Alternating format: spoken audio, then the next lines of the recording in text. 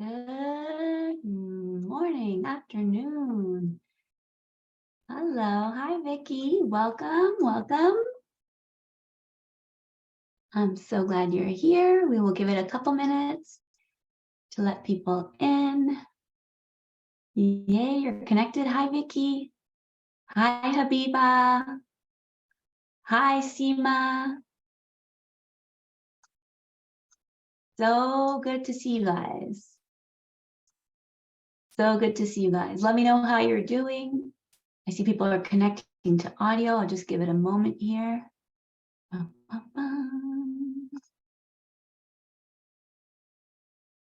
morning. Good morning. Good morning.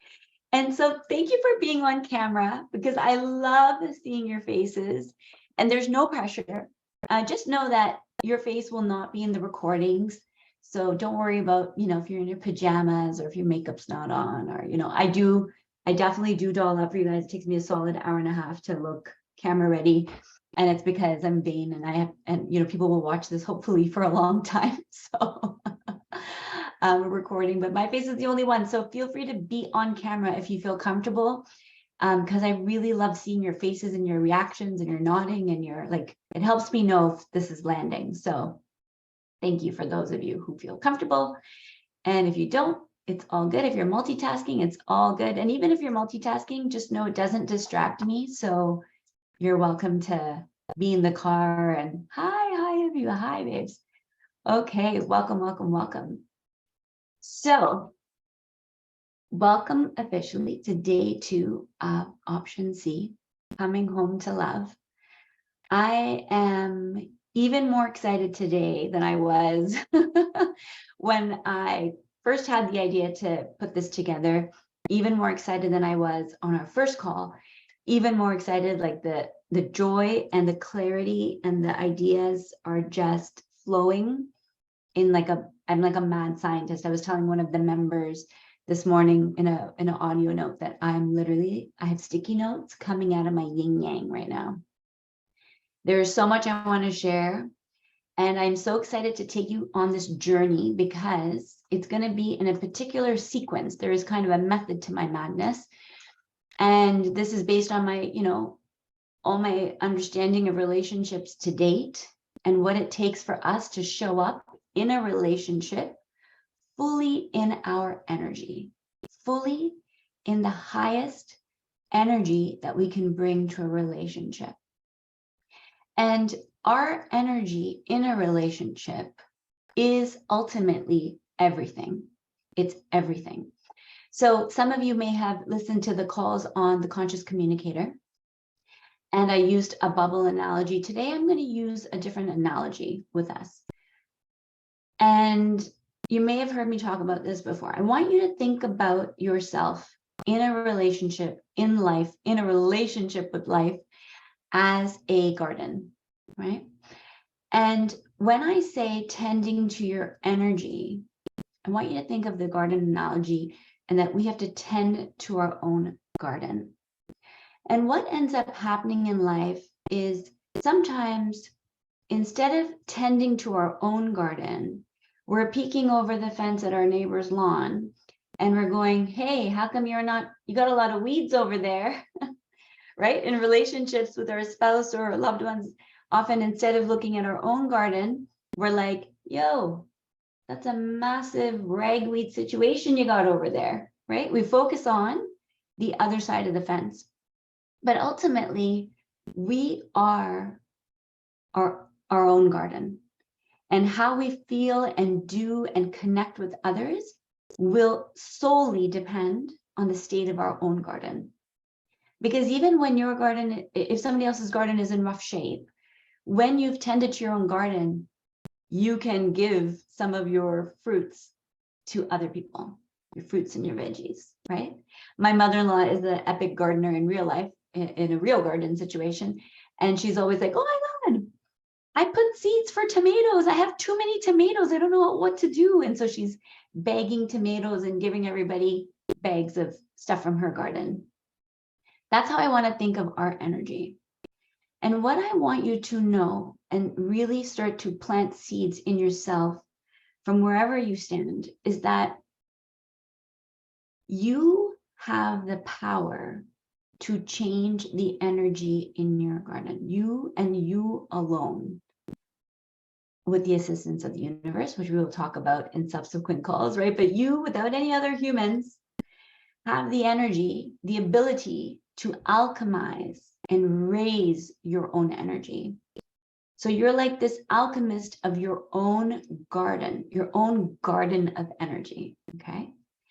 And, you know, sometimes when I'm running these things, I think, what would I want to have known? What would my younger self have wanted to know? And what is the trend that I saw in the relationships that I helped, you know, with on the way out, was that we had forgotten to take care of our own energy. And a huge part of this is taking the time to do that. I know one of our members just got to tour Asia and take all this time for herself and connect in a really powerful way. And it's true, like I remember, without naming names, like this person came back to the city and it was like, whoa, now there's life, right? And all the other competing interests that we have to contend with. And so in order for us to stay in our energy, we have to give ourselves what? Let's see who's tuning into it, where I'm going with this one. What do you think is key to being able to tend to your own garden? And there's no wrong answer. I have a couple in my head, but there is no wrong answer. What do you think?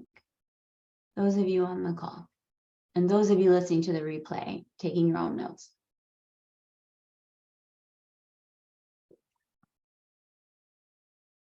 Yes, thank you, Seema. Time to reflect. Time, yes, and reflection, yes. That's literally two big ones, right? Yeah, yes, thank you. You guys are amazing. Yes, rest, Habiba. This is huge. Patience, yes, yes, exactly. And you think about a garden, right? It's like my son, sometimes he'll plant a seed in his little, we've got a little patchwork of dollar store containers in the kitchen. And today, actually, he said to me, he goes, I don't know why basil is taking so long to grow. Like, what's up with the basil plant? And I was just excited because I'm like, that looks like future focaccia to me. But he was like, what's wrong with the basil plant, right? So planting a seed and then having patience. Yes, rest, self-care, a second chance. I love this one so much. I love all of these. These are all huge. A second chance, yeah. And we're going to talk about how you are the movie maker of your life on a subsequent call. And I'm going to take that to a whole other level, hopefully, for you. Taking care and exercising. Yes. Taking time for yourself to do the things that bring us joy. Thank you, Vicky. Yes, exactly. And it sounds so simple. These things are so simple, but it's also context. And it's also bridging your why together with this, right? So it's like, oh, hold on. This is not just like how to pass time. This is not just like find a hobby. This is not, I mean, not just, but taking care of my physical body, because that, of course, is huge. This is taking care of your energy. This is you tending to your garden. Yeah, self-compassion. Love it, Vicky. Non-judgment. Yes, getting out of our thoughts is so, so huge. And one of the things that I've seen as a huge pattern in all of us as humans trying our best is that part of the conditioning that we experienced as children was being conditioned to suppress our emotions. And I can't tell you how many private one-on-one calls I have with clients where that comes up over and over. And it's funny because every time it comes up for that individual, they feel like they're the only one. That, you know, why do I have this anger? Why do I have this anxiety? And what suppresses all these emotions is secondary blocks. Does anybody get anything about the secondary blocks are? I'm thinking like shame. I'm thinking again, like conditioning, which is part of the shame, like people telling us stop crying, you know, good girls don't do this, good boys don't do this. Why are you so angry all the time?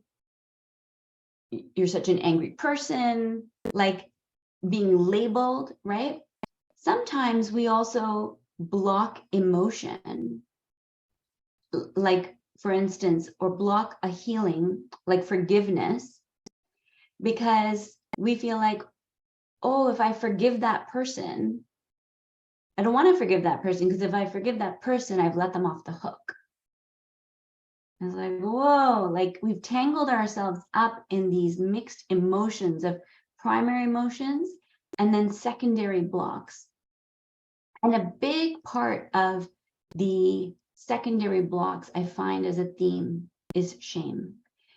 Feeling shame to feel what we feel, you know? And it's interesting because as you go further through this awakening process or self-realization, you might have more and more reason to go, oh my God, I can't believe I should know better.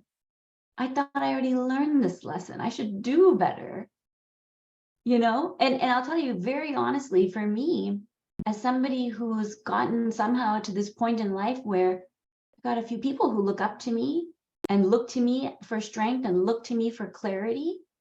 And there are moments where I catch myself and I see that I am not letting myself fully feel things because I feel like I should be past that. I should be more than that, right?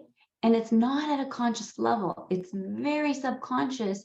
It's when we do this work of getting still, getting quiet, that we start to hear that. We start to see like, oh, and sometimes what happens is the emotion piles up to a point where now it's all bubbled up inside of us. We haven't felt our feelings. We haven't actually felt the emotions of old wounds.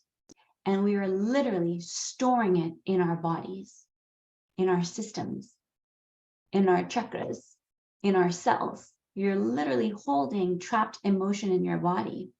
And what do you think that trapped emotion does to your energy, to your garden? Throw it in the chat if you have a sense.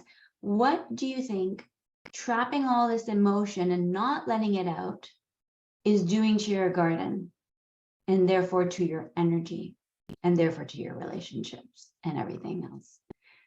Poisons it. Vicky, yeah, amazing. Yes. Seema, drying it out. Yeah, yeah.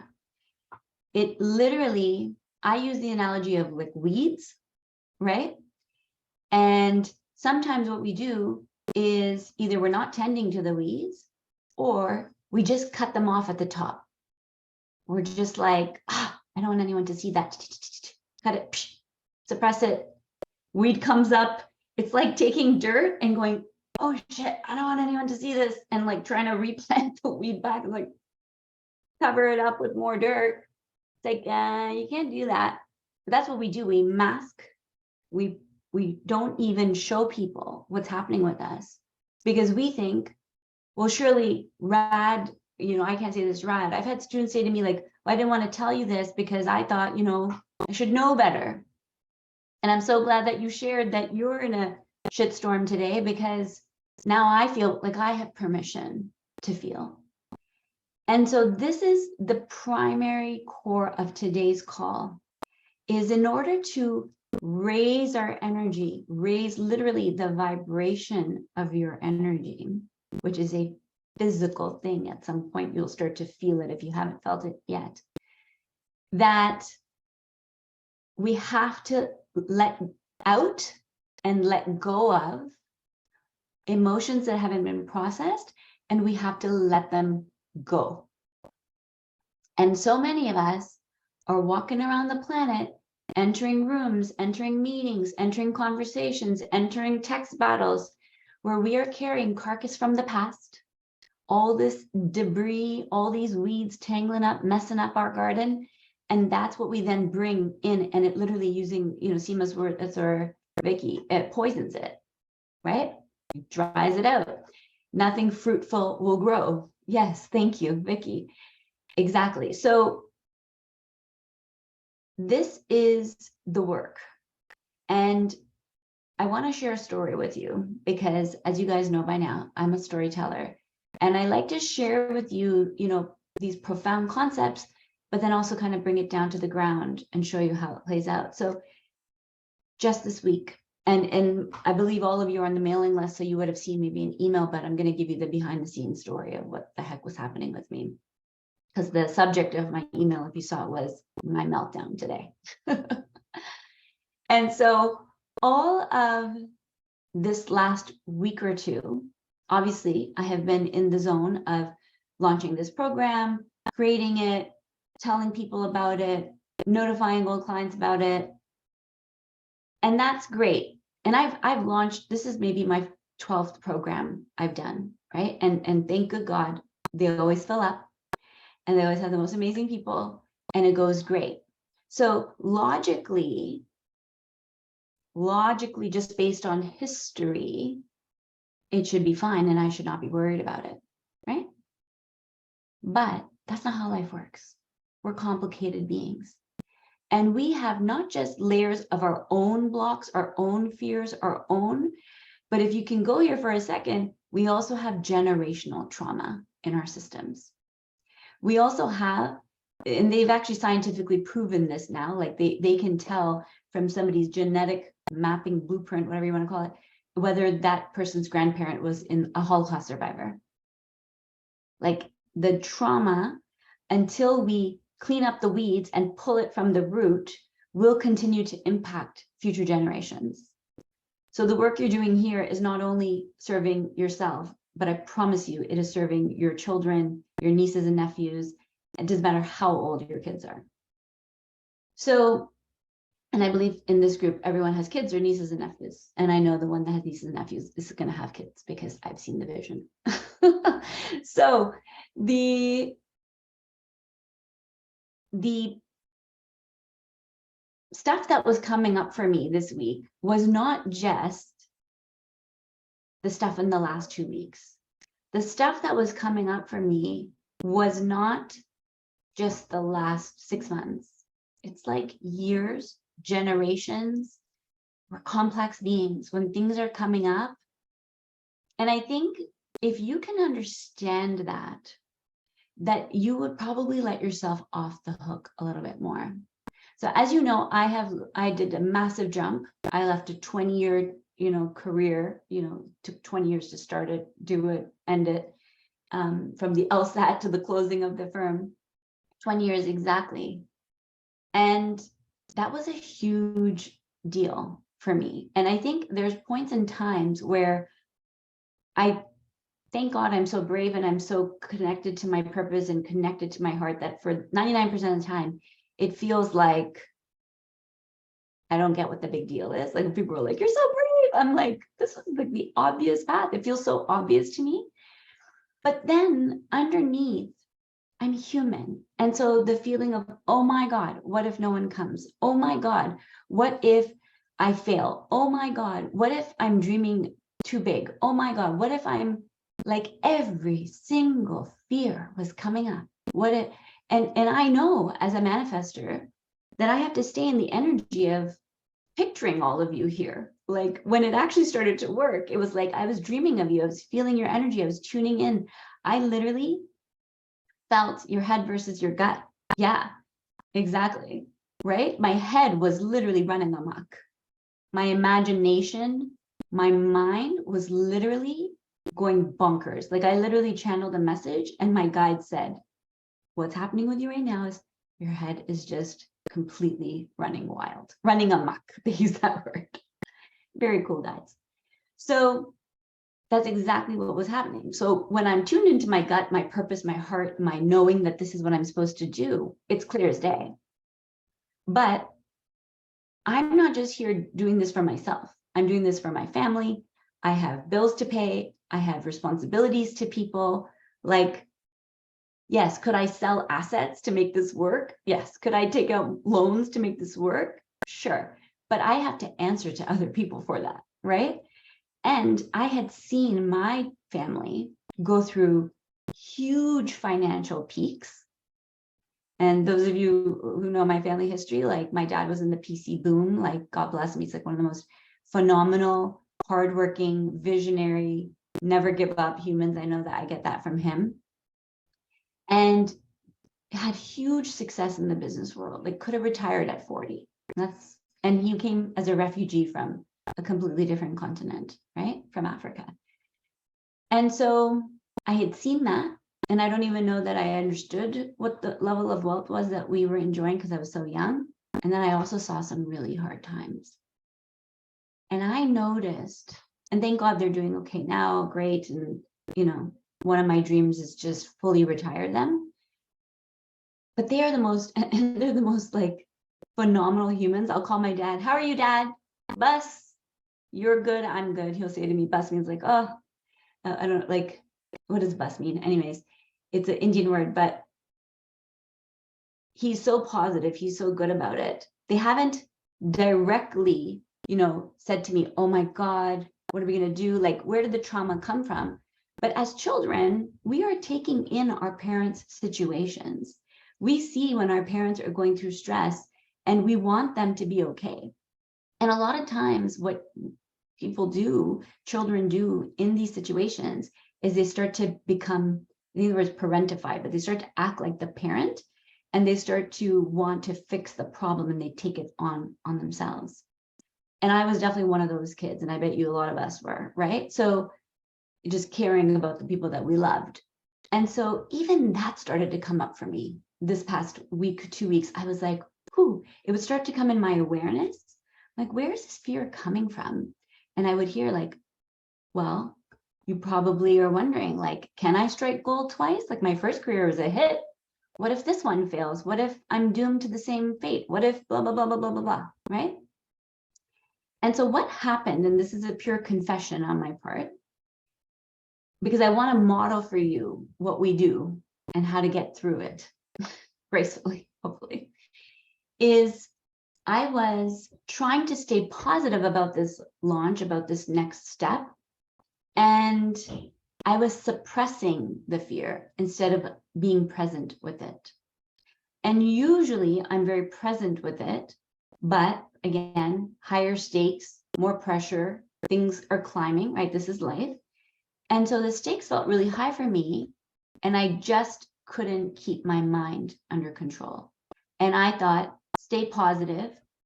I teach this shit. Stay positive and be the dominant energy. And yes, this is true. However, you cannot bypass emotions. We cannot, so there's a difference between feelings and thoughts. And at some level, this was not just my mind. There was energy, there was emotion. Fear is an emotion, not a thought, that I was feeling underneath, and I wasn't allowing it to come to the surface. So whatever day it was, a few days ago, I went into the bathroom, I remember, and I thought I could feel anxiety in my body. And I haven't felt anxiety in a really long time, thank God. But I did used to have PTSD in my late teens, and panic attacks and chest pains and social anxiety attacks, and would start wanting to throw up if I had to go out of the house. Like, it was not good. So I'm familiar with the feeling of anxiety. I just, thank God, don't experience it on a day-to-day basis. And so I went in the bathroom and I was like, oh my God, I'm literally so anxious right now. And what is anxiety? It's fear of the future. It's your mind creating situations that is causing fear, which is a feeling about what could happen in the future. And yes, the imagination can go wild, right? So there's an element to the mind here. Long story short, I just kept trying to suppress it until I couldn't anymore. It literally came to the surface and I was a floodgate of tears. And every single thing that I could be afraid of came up. Again, what if it's too big? What if I fail? A big one for me is, what if I let Mandeep down? Which is kind of funny because I know that that's impossible. That's my husband. My biggest supporter, biggest fan, biggest cheerleader, greatest love. And if he just sees that I worry about my business, he'll start transferring me money. Like, he's just like, what can I do to make life better for you? And so but so it doesn't have to be logical, but you can still feel it. And by suppressing it, by feeling ashamed that, oh my God, me, I shouldn't be scared. I should know better. I should da-da-da. I shouldn't. This is what we do. We literally suppress the energy in our system, and then it bogs down our energy.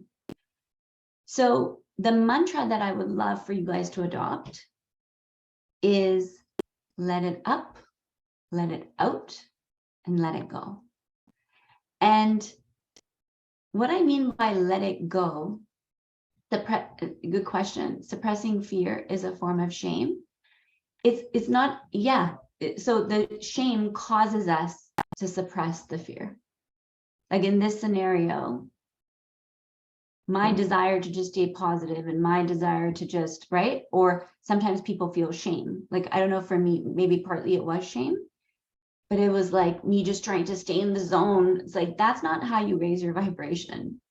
Raising your vibration is allowing life to move through you in real time constantly. That is the flow. That is feeling the flow. So it's like it comes, I feel it in my heart. Feel it in my heart. That's where we feel feelings. And then I let it up and out and I let it go.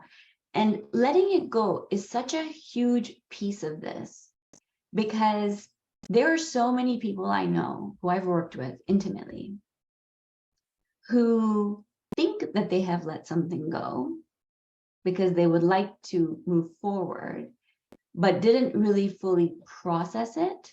And so then it comes back to haunt them, right? So letting it go is also a huge element of this. Now, what I want to go into an explanation of is the chakra system, okay?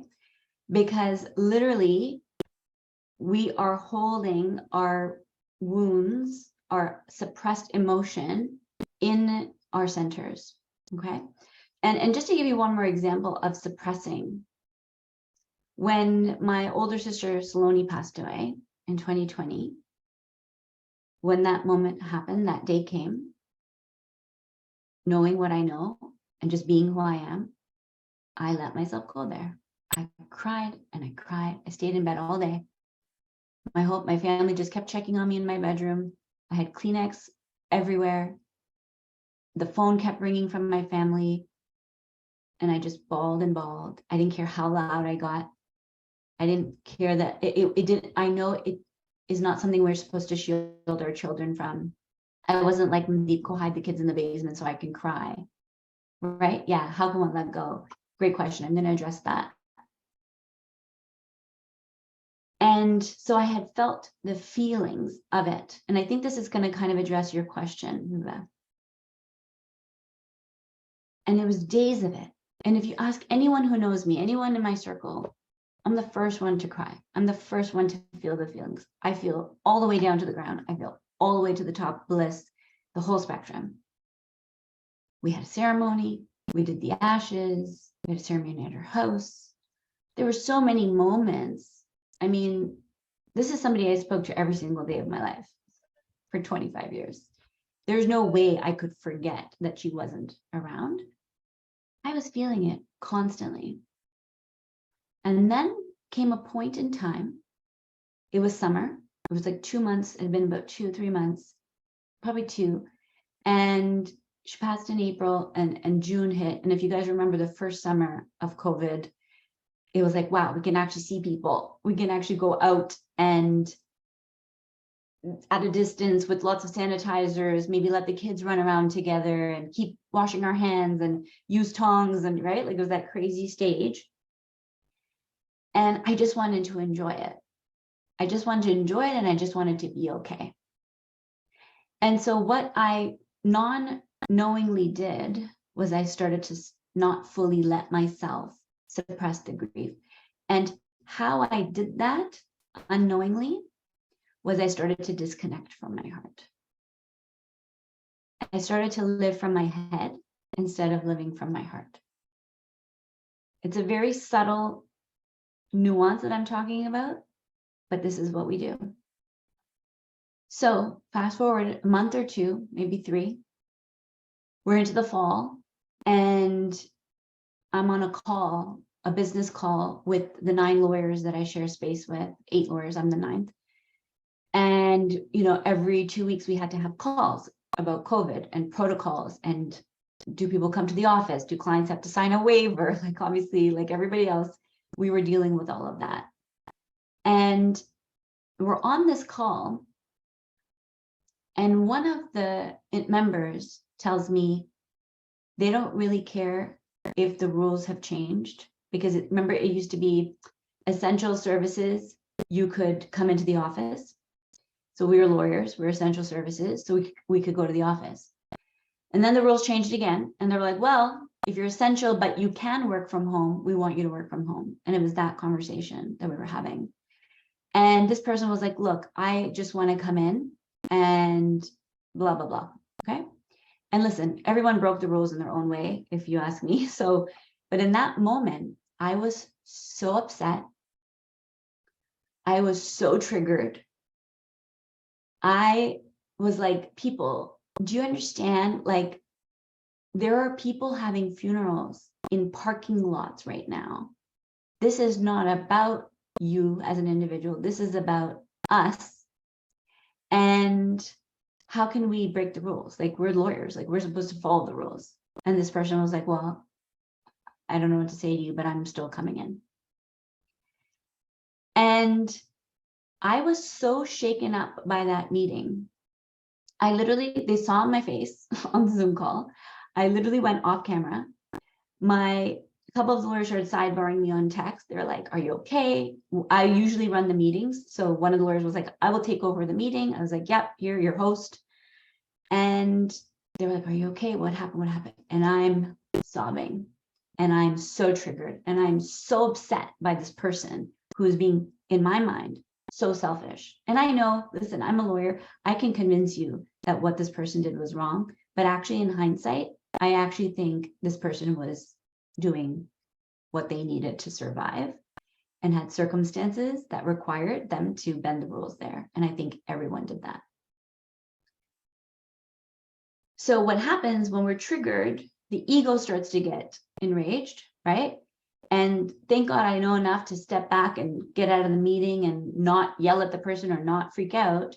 But inside, I was freaking out. And I'm still so upset. I'm still so upset. I can't work for the rest of the day. I can't really focus for the rest of the evening. And I go into my bed that night, and it's still like bugging the crap out of me. And in my mind, it's about this lawyer. Like, on the surface, as all humans do, we blame people for what's going on with us because the ego is so narrow-minded. And so I'm like, how could you do this? Blah, blah, blah, blah, blah. And then I knew, because this is the work I have been doing on myself and teach and share, was this, what is this really about? The next question I asked myself when I realized this took me now 8 hours and I couldn't process it. What is this really about? Because I know that it's never about the other person. And that if I think it's about the other person, that's just like a fake facade illusion on the top of the truth. And so I got quiet, and I asked my higher self, which is a thing we can all practice and do more of. And you can start today. And if you're here, you may already be doing it, or you're one move away from being able to do it. And so I got quiet, but the key is getting quiet and stopping, right? Some of the feedback you guys gave, giving yourself space and time, and asking powerful questions. And I was like, what is this really about? And I heard grief, suppression of grief. And I was like, what? What do you mean suppression of grief? And then I had this whole message come through about how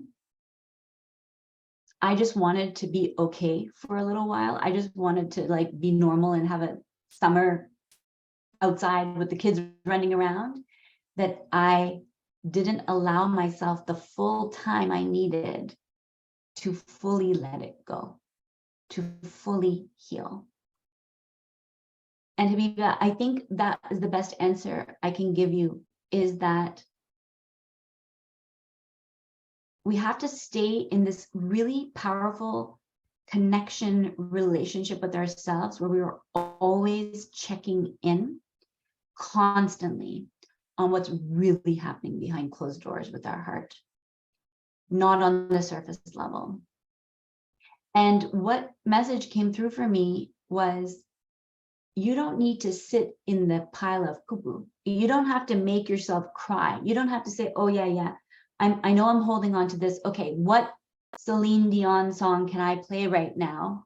Which, Ben and Jerry ice cream tub should I grab so that I can invoke the emotion and get it out? It's not that. It's just staying connected to your heart. It's literally living, breathing, moving, walking every moment from here. Remember at the top of the call, we said time and space. So having a daily practice for you, for your energy, for your heart, for your emotion, for your thoughts, is the most powerful way you can achieve this. People sometimes are like, oh, my back is hurting, my hip is hurting, my this. And it's like, well, when's the last time you've been to a doctor? Or it's like, oh, I have like acid reflux and this. And it's like, when's the last time you checked your gut health? This is about checking your heart. And this is a practice that I've started more recently. So the meditation obviously is a practice that I've invited you to all start to kick a notch up or start if you're new to it.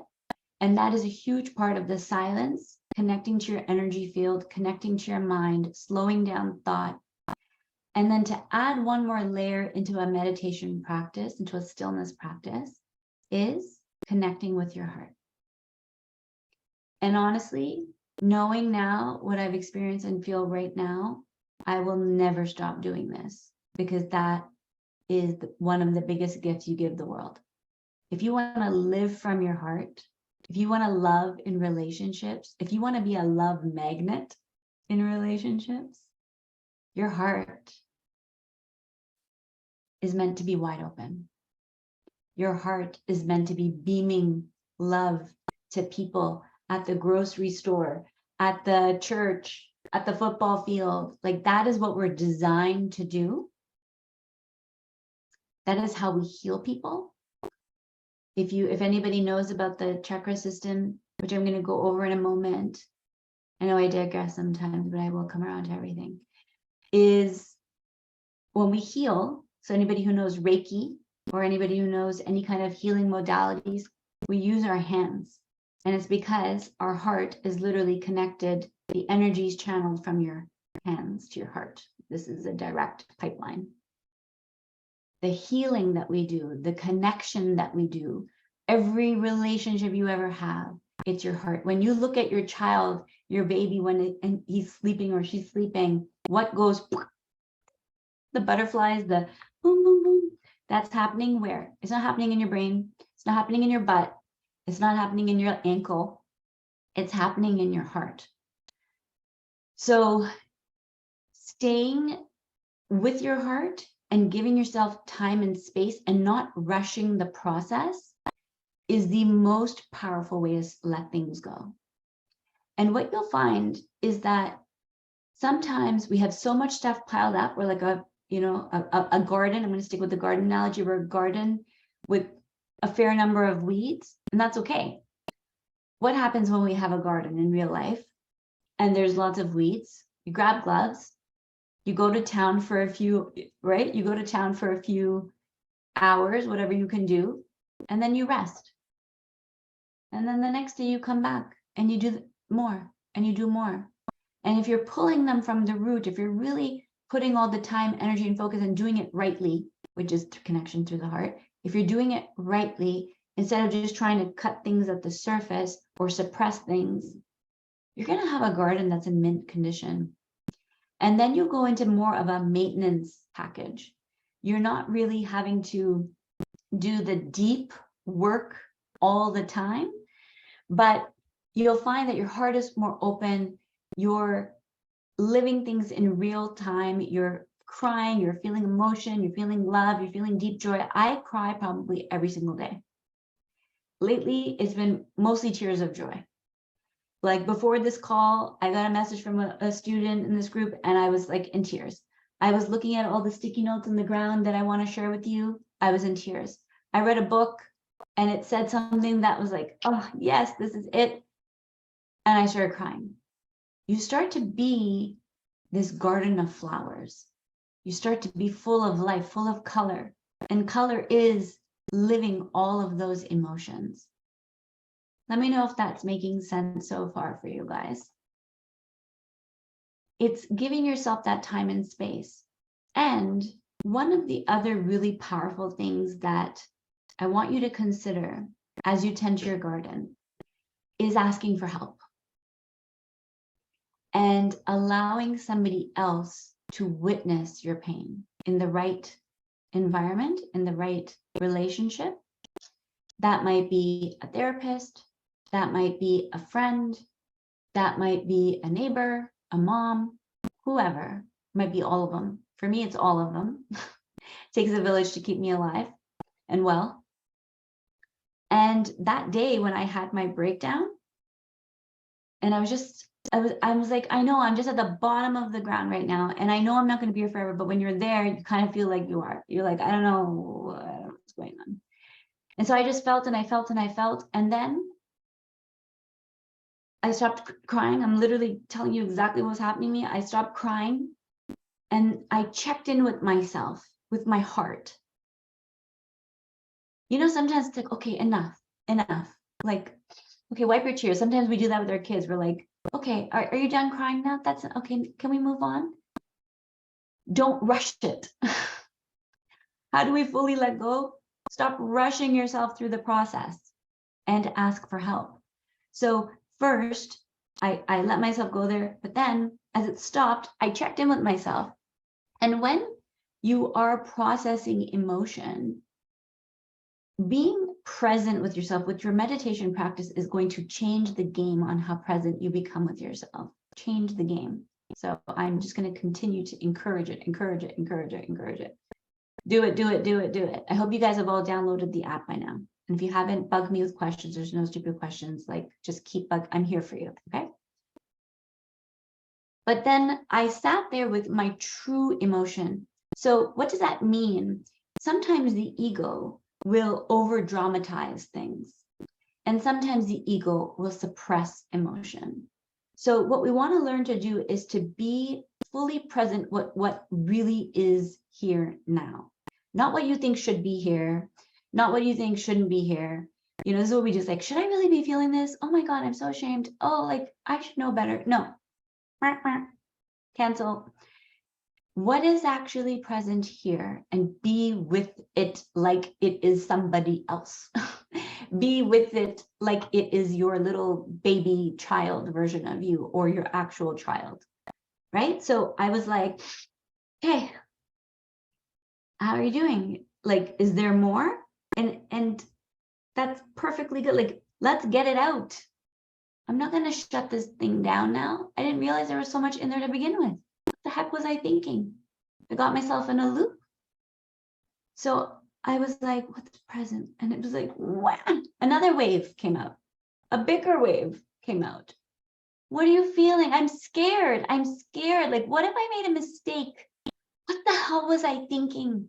I quit my fucking job. Like, what was am I crazy?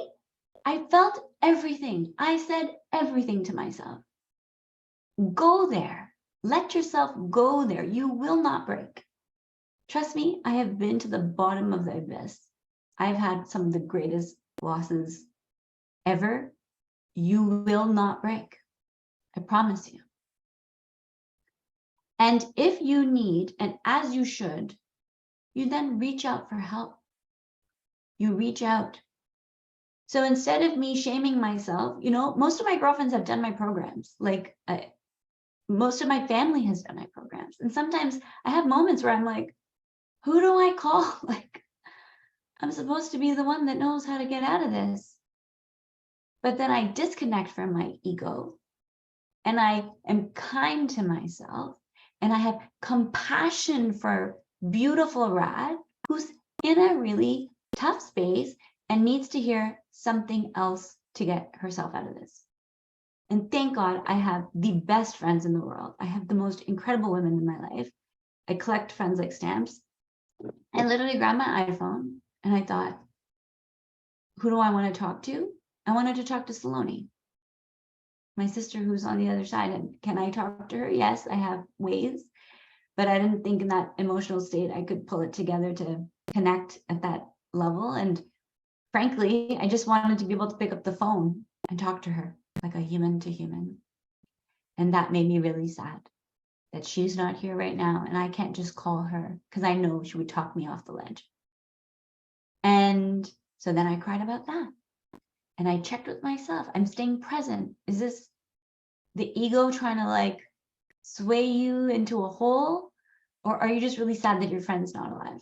And I'm like, no, I'm just really fucking sad that my mentor, my best friend, who knows me better than anybody, can't talk to me right now. Right? Like, and I'm feeling the feels right now. So I let myself be sad. It's not actually going to take that long, first of all. And even if it does, who gives a shit? Give yourself that time. That is how we fully let things go. We don't pretend to have grieved. We fully grieve. We don't pretend to have forgiven. We fully forgive. We don't pretend to have let go of the anger. We fully let go of the anger. We don't pretend to feel sad and kind of dabble in it and do a little bit of it. Because you might even be pretending, you know, I'm kind of using the word pretending in a kind of cheeky way. But we don't just like dip our toe in it. You go in, walk into the ocean, feel the feels. Not only will it not take you out, not only will it not kill you, it will make you a better, more beautiful, wholesome, fulsome, complete human being. Because now you have compassion for others who are going through things that you have been through. I can't say to people, this is my biggest example, and I always use this one, but it's really huge. I can't say to somebody who's lost a child, I'm here. I don't know exactly what you're going through, but I get it. I can't say, you know how many people have been put in my orbit? I have so many people calling me who are like, Rad, do you think you could talk to my friend? She lost a baby. Rad, do you think you could talk to my mom? She lost her husband. Do you think, like, I end up at people's houses. I end up in people's couches doing grief counseling in a way, right? I can't do that if I haven't fully felt the feelings of the loss. Because I don't know what you're feeling because I didn't let myself feel that fully.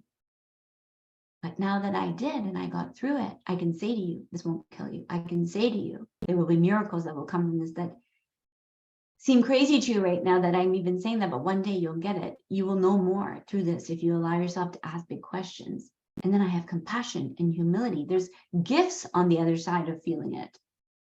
There are pearls, there's wisdom, there's more of you. You become more through your feelings. So not only should you not feel ashamed or suppress it or try to move on or disconnect from your heart, it's the biggest disservice that you do to yourself. You literally drop your energy level. And when we really are suppressing life, it's depression, which is a suppression of emotions. And it's funny because I understand this energetically, like I just get things energetically. And then I listen to people like Gabor Mate say that. And I'm like, yes, Gabor got it. Like I didn't read that in Gabor's book. Me and Gabor are saying the same thing because this is literally how it works. Depression is the suppression of emotions. That's why there's different levels of depression. Some people are kind of suppressing, some people are more suppressed, and some people are completely suppressing. And if you think about it as flow, as water, what happens when you suppress water? What happens when you turn the tap down? What does a river look like? All of a sudden, instead of a rough, beautiful tide of waves of, like Niagara Falls level, you've got tick, tick, tick, tick, tick, just a little bit of life force trickling over rocks. There's not a lot of movement. It's stagnant. That's what depression looks like. I know because I've been there. Right? So allowing yourself the time, the space, and the support around your feelings is really everything. And I think sometimes we even feel guilty. Sometimes it's a shame that we're like, oh, I should know better, so I can't call my friends. And then the flip side of that is like, oh no, I need them and I'm not ashamed, but like, they're busy right now. I can't put this on my friends. And as a friend, all of us, we are all friends on the other side, wouldn't that break our hearts to know that our best friend is suffering silently through something and that they're not calling us because they're worried about us? Like, would that break your heart? Tell me in the chat, like, how would you feel if you found out that your closest friend in the world or your sibling was going through something and really needed you, but didn't call you because they were worried that you couldn't handle it? How would you feel? Vicky, I feel this a lot. I'm a crier too when something touches my heart. That is so beautiful. I really think that's an indication of how open our hearts are. And what we want to make sure is that we are not just crying for others, which is beautiful, beautiful, beautiful, and that we're allowing it for ourselves. I have one of my dear friends who's a professional co-pilot crier, but then doesn't give herself the same level of compassion.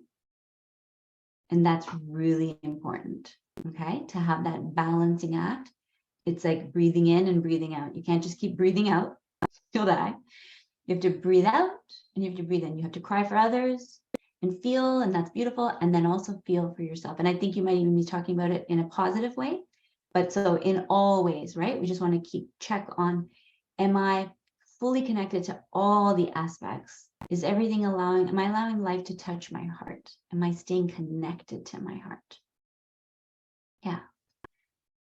We wouldn't feel good if our friends wouldn't let us know, right? So when you don't phone a friend, you literally rob them of the opportunity to be there for you and to become more of who they want to be in the friendship, right?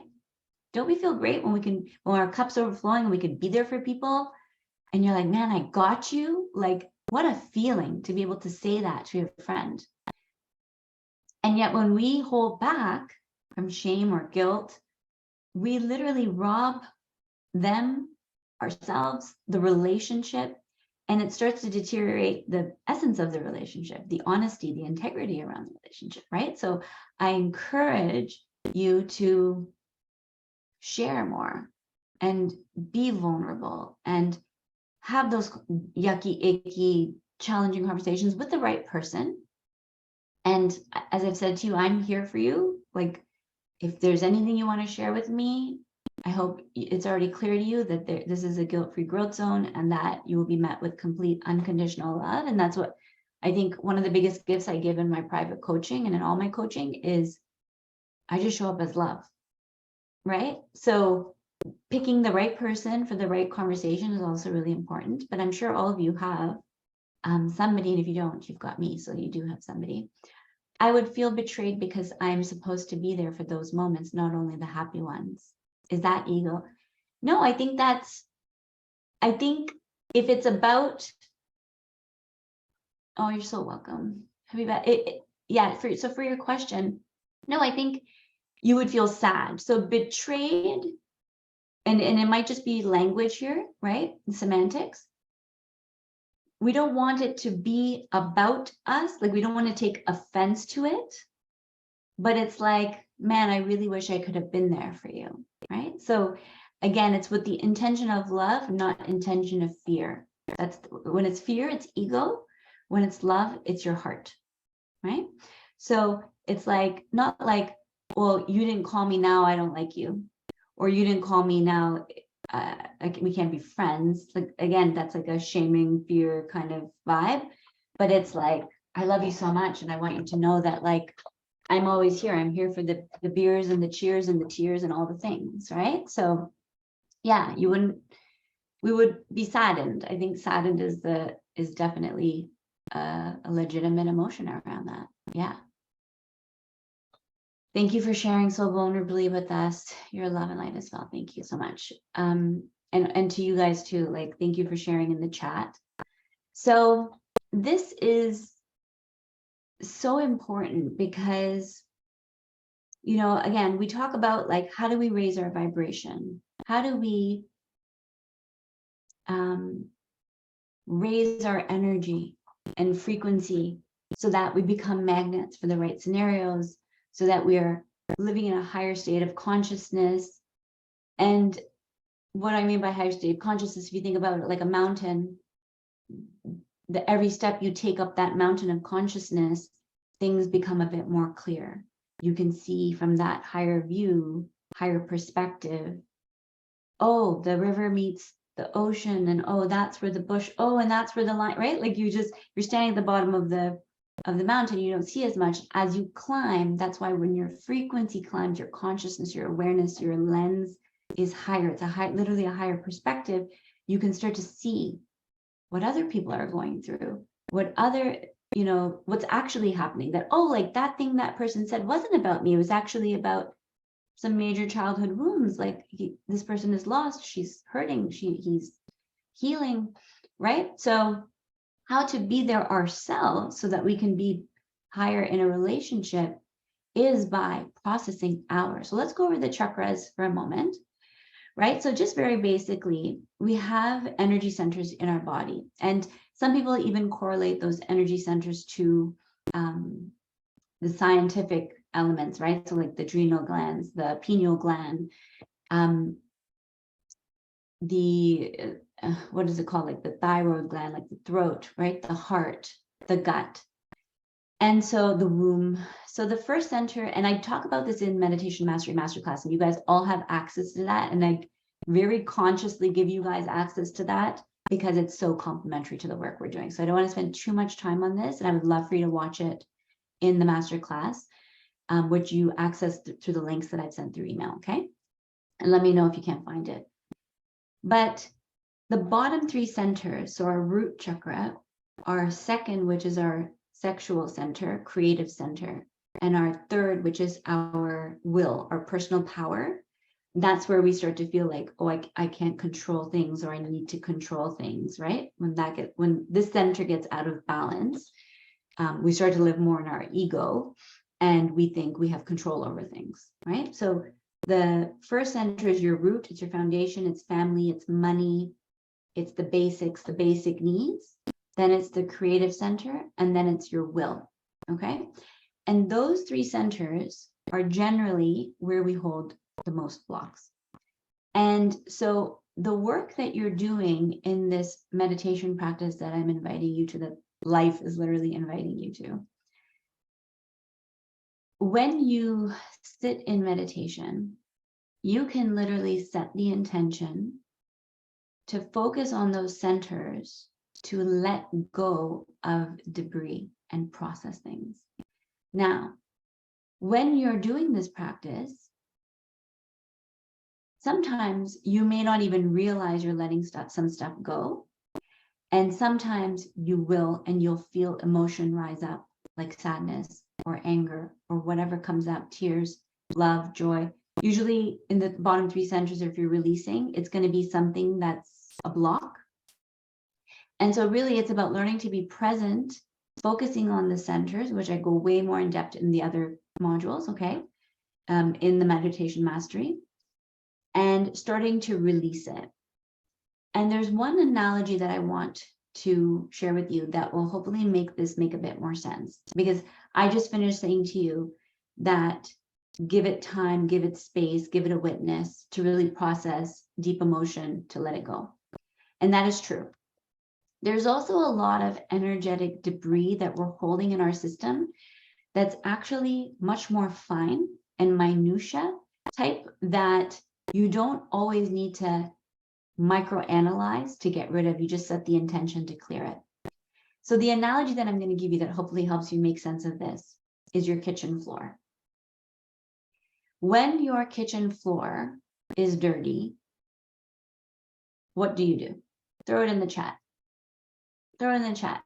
What do you do when the kitchen floor is dirty? You grab a broom, you grab a mop, you sweep, Thank you, Sima. Right? You go and and what makes you think, how do you know when the floor needs a sweep? And I'm kind of going in a circle here. But let's just think this through. How do you know when the floor needs a sweep? Crunchy noises. I was crunching on a mystery something the other day, and I'm like, what the? I was stuck to my schluffies, and I was like, what is this? Yeah, crunchy noises is definitely one of the ways. Yeah, noise. And sometimes you see it, right? You see stuff. You see that it's not clean. In our life, how do we know? Exactly, you see it, there's noises, you hear it, right? Thank you. What you don't need to do when it's time to sweep the floor is you don't need to get down on your hands and knees and taste everything, correct? We don't do that. We don't go, pick up crunchy thing, a mystery crunchy thing, and lick it to figure out if this is Cheerios or chips. It doesn't matter, correct? You just know, you see, okay, there's some crunching happening under my feet, gross. There's some shit on the floor. It's time to clean the floor. You grab a broom or a vacuum and you start to, usually let's use the broom analogy here for a moment, and we create a pile, right? When you look at the pile, who here has felt like sometimes you look at the pile and you're like, wow, I didn't realize how dirty the floor was, but there was actually a lot of shit. Anybody here? Give me a hands up or a yes in the chat if you've sometimes been surprised at the volume of garbage on the floor once you actually went and spent a minute to go clear it up, right? Yeah, exactly. Thanks, Vic. Just want to keep you here. Daily, yes, right? It's like sometimes I'm spoiled. I have a nanny. So when I end up cleaning, it's usually when like guests are coming. I'm like, oh shit, there's stuff on the floor, mystery stuff. And then I start to sweep around quickly and I'm like, oh my God, this pile is massive. You don't need to microanalyze all the stuff. So now imagine if the next step is to suck it up a vacuum. Okay, in our house, we have a little kick feature under the counter, which I love. And I kick out my foot. Hopefully I don't jam my toe. And the vacuum turns on. It's connected to the central vacuum system. And some of us have little Dysons or we have little vacuums, right?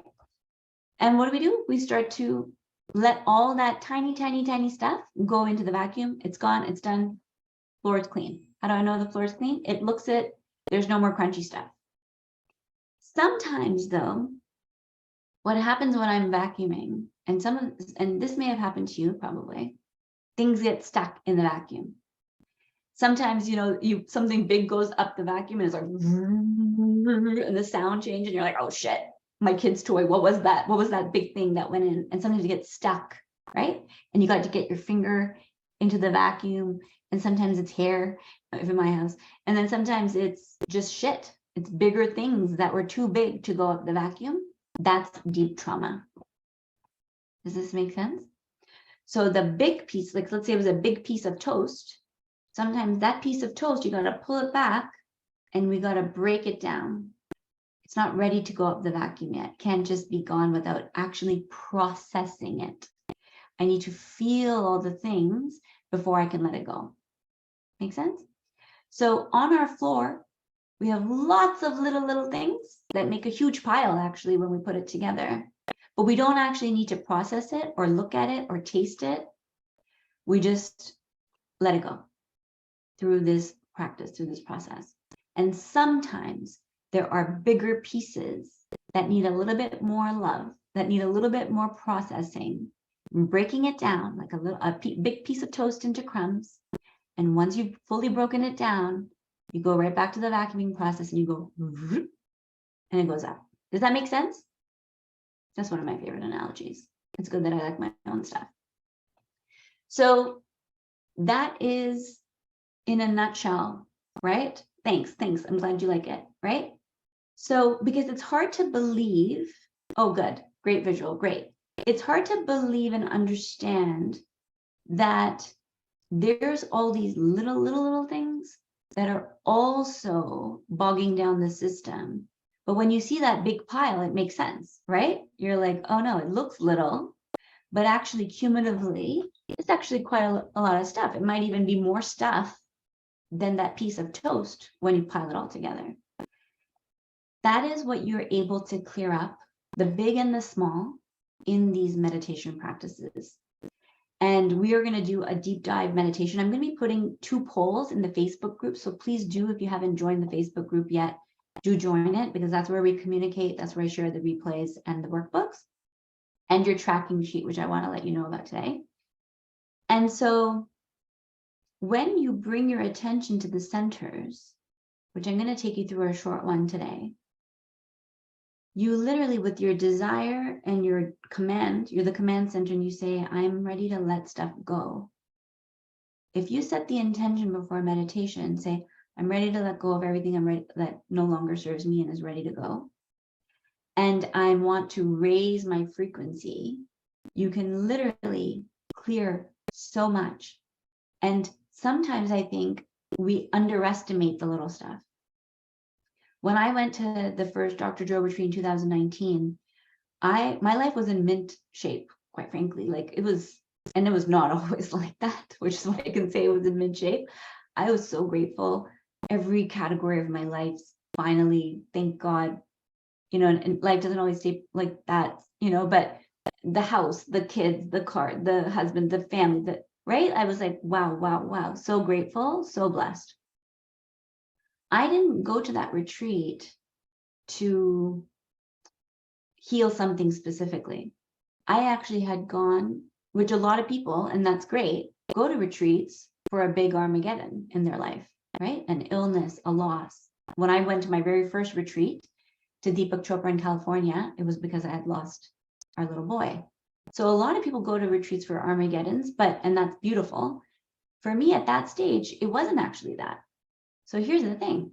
I didn't know that I had all this shit still left to let go of. And what I found was, because I went into this deep meditation practice for the week, there was actually a lot of the little crumbs, the little crunchy things on the floor that were still in my system, and maybe a little bit left around my parents moving to Africa that I had worked on and worked on and worked on and worked on and worked on. But there was still a little bit left. That's what I let go of at that retreat. And not to scare anybody, but in my case, I did so much so quickly that I actually lost 1/3 of my hair on my head. I had shed so many cells. It was like a complete human detox, that the hair on my body, the hair on my head, literally, I could send you like 2 years of pictures of my hair growing back. It's a much more fulsome story, but I channeled the message, I got clarities, I confirmed it was definitely that. And what my guide said to me was, you let go of so much debris in your system, and we all hold debris in our cells. And so you cleared up cells in all parts of your body, your lungs, your leg, your everything, but your hair, because it's measurable, you were able to, like, you noticed it. It was like noticeable. Like I came home from the trip, and instead of having like 12 sections to dry, I had like 8. Like it was so noticeable. My mom, my mother-in-law, they're like, your hair has gone thin, like it was very wild. And when I would tell my hairdressers, like, yeah, I was at this meditation retreat and I detoxed and let a lot of shit go, and so I lost, they're like, what? But I'm telling you, that's exactly what happened. And it's actually, I don't know if I can show you right now, but like it's here. The regrowth is like here. It hasn't even made it, more biotin probably, but it's making its way back. So we are literally holding things in our cells. And one of the mantras that came up for me in that retreat, spontaneously, not because Dr. Joe was saying it, maybe he did say it, but it literally became like, it wasn't his mantra. I literally kept hearing in my ear, let it go, let it go, let it go. And what I want you to know is, you don't even need to know what you're letting go of. Just decide to let it go. Again, you're letting go of the crunchy stuff. You don't need to taste it. You don't need to know what it is. Just deciding to clear it and let it go in and of itself is very powerful. And yes, once in a while, a big piece of toast may pop up and you may need to break it down, and there may be some tears, and that's beautiful. That's beautiful. When people cry, I get so happy. I'm like, yeah, get it out. That was inside. Let her go. Let it out. Beautiful, beautiful. I want you to hear my voice in your ear. It is beautiful. Let it go. Honor it. See it. Witness it. Don't rush it. Don't try to move it along faster. Just be present. It will pass. It's a beautiful experience if you honor yourself, honor your emotions. And this is how we literally raise our vibration. And as you can probably imagine, this is going to impact how we show up in relationships. Because if we're holding all this shit in our system and it's causing this, we're not seeing clearly what's in front of us. We are responding through our bubble, through our lens, which is all this debris. What if you feel you have so much, but it doesn't make you happy? Yeah. I love that. And we're actually going to talk more about that in the sessions around connecting to life. Yeah. What if you feel like you have so much, but it doesn't make you happy? I think it is, again, like it's a level of disconnection to life, right? Which is why the first 2 sessions are completely being dedicated here before we even really talk about relationships, which I promise you we're going to have like 2 or 3 full sessions just on relationships and how to interact and how to show up and how to lead. We can't have that conversation until we've tended to our own garden. We got no tomatoes to give out right now, folks, right? Like we want to, right? We want to tend to our own garden. So this is really the work. And I do think, love, that when you start to clear that lens and start to connect back to your heart, back to your life, back to yourself from the internal, then things that are so small will make you happy. The big things will make you so happy, and the little things will make you so happy. And it's also about starting to become present, which is a whole call. So that's a beautiful question. I hope that this starts to plant the groundwork for your full answer. So what do I want to go from here? I have all these stickies like a mad, crazy person. Yes, yes, yes, yes. Okay, so let's do it. You know, so I remember one of my very first my very first program was with lawyers. And one of the senior lawyers in that group, she was so lovely. She said to me, Rat, I love how you bring us to the water. And sometimes because we're so busy and we just don't get around to shit, I would love if you would just make us drink right in the session. So instead of just talking about the work, which is important for you to understand context, I'd love to spend the rest of this call getting quiet and silent and doing a little guided meditation with you. How does that sound? So let's do it. Good. Thank you. Okay, good. Thank God I can have conversations with myself to a great extent, but I really appreciate when I get to hear from you guys.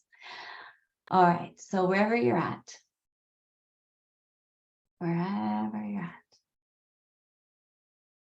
take a deep breath and just come back to your body. And start to feel your body in the chair, on the ground, wherever you're seated.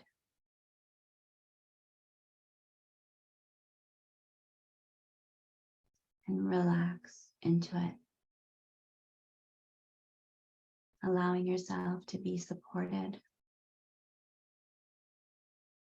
and loved and held. Relaxing in the knowing that you don't have to hold it all together by yourself.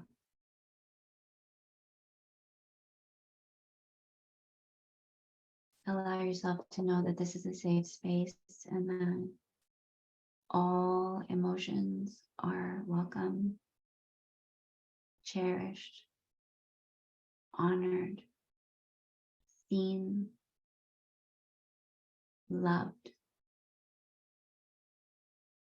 That no emotion is better or worse. Tears of happiness are not better than tears of sadness. They're both incredible. They're both beautiful parts of being human. And if we want more tears of happiness, more bliss, then it's about really embracing the full spectrum of who we are.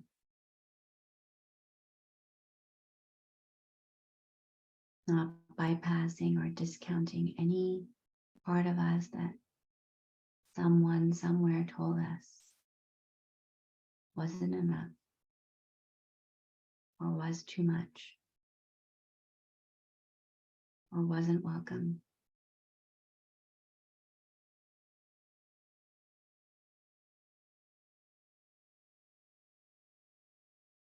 Let's close all our mental tabs for a moment as we continue to breathe at our own pace.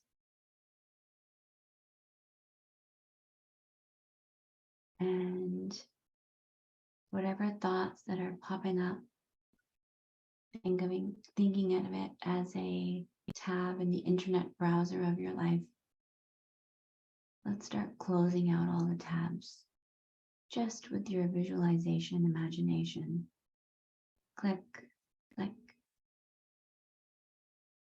Knowing that you can always open up the tabs when you need.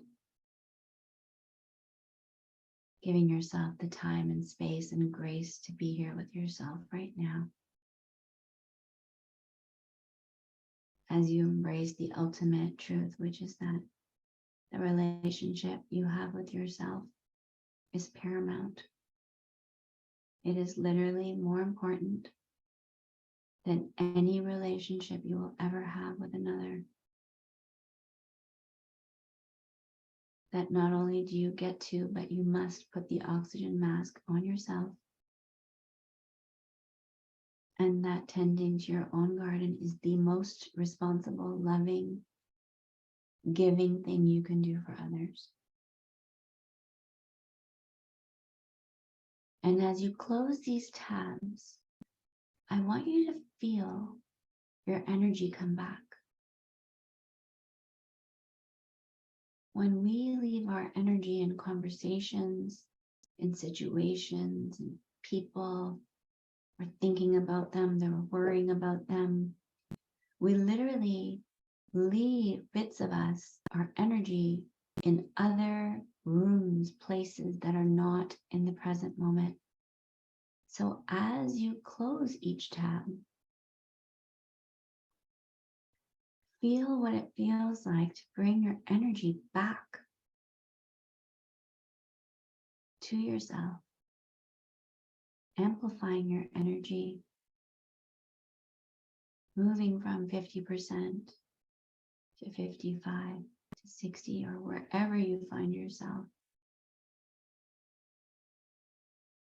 Bring yourself fully here into the present moment. Understanding that the only real thing is now. Now, now, now.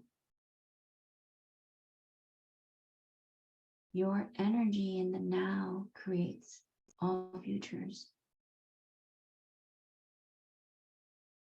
And you are so powerful that you have the ability to alchemize your energy from within. That all the things that we chase, peace, love, bliss, being whole, can only be met from within.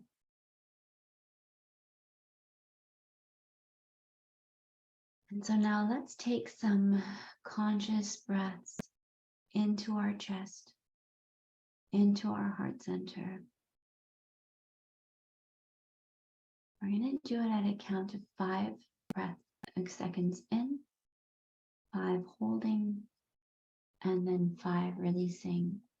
If it's ever too long for you, feel free to go at your own pace, but what we want to do is focus this energy, breathing it into our heart center, knowing that as you do this, you activate your heart center, okay?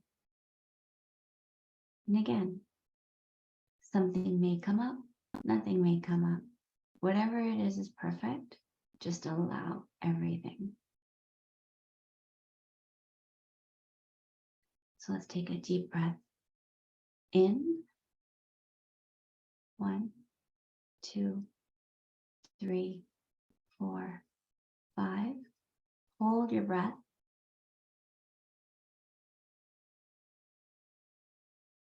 And exhale out from the heart.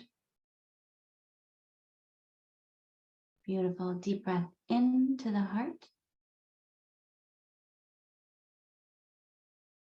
Hold all that beautiful energy in. And exhale from the heart.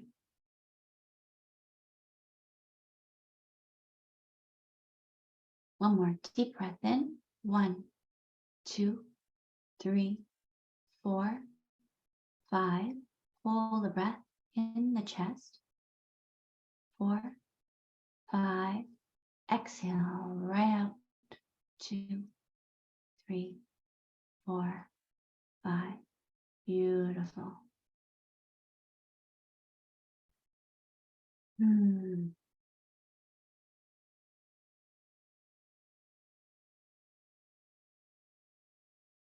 Allow yourself to just tune into your heart, into your breath.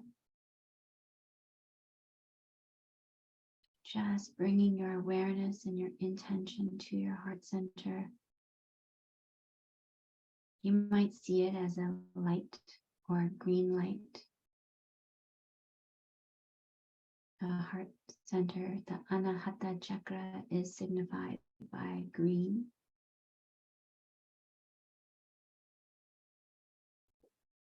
Beautiful.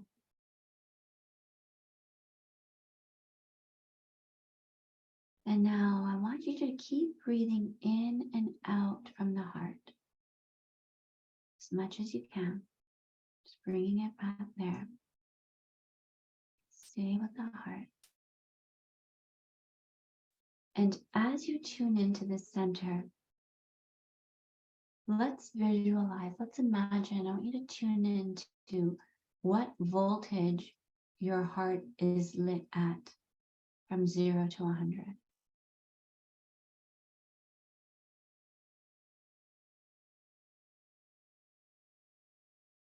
Tune into your heart center. There's no wrong answer.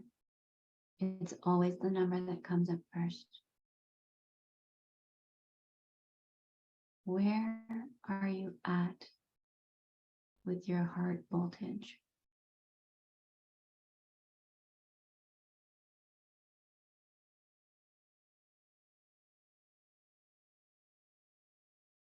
Parts of our hearts that are closed are what cause us to reduce this voltage. So as we breathe now into the center, let's imagine that as we breathe in and out, we start to raise this voltage percentage by opening more valves that are blocked in our heart center. So let's breathe in.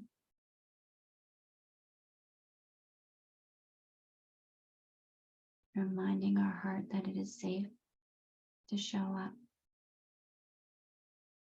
that it is safe to be loved, that it is safe to love another. And as you breathe in and out of the center, almost like a dimmer switch of a light, raising that dimmer higher and higher. See if you can bring this up and up closer to 100%. And if you feel like you can go all the way to 100, incredible.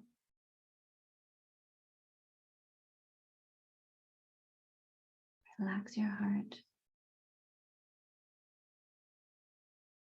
Be easy about it. You can't get this wrong. A little smile on your lips would go a long way.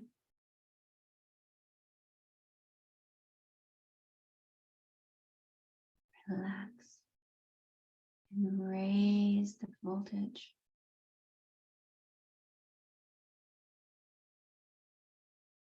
Inviting your heart to come fully online.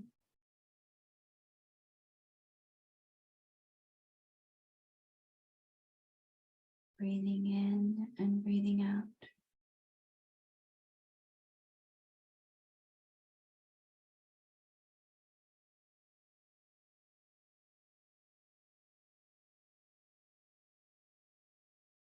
Let's take 1 or 2 more breaths.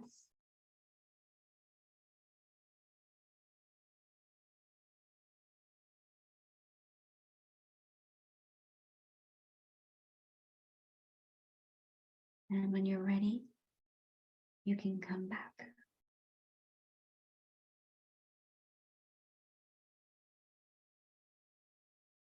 You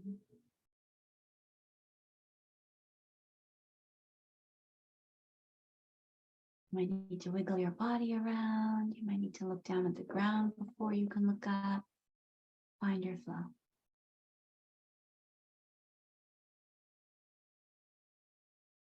And before we wrap, I would love if those of you who are still here on the call want to share how that was for you. If you were able to see a percentage, what did you see? What happened? I would love to hear from you.